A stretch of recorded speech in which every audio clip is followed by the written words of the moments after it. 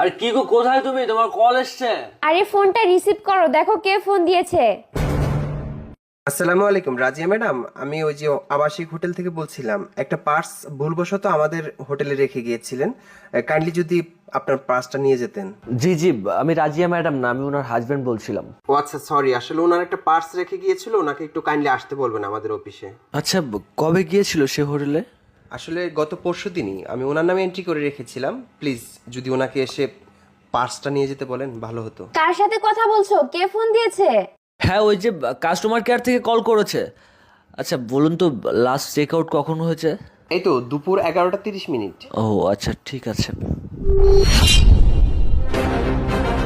তার মানে সে প্রতিনিয়ত বাবার বাড়ির কথা বলে আবাসিক হোটেলে যায়? এই কি হয়েছে বলো। হ্যাঁ, তোমার সাথে আমার কথা আছে, এখানে বসো। আচ্ছা ঠিক আছে।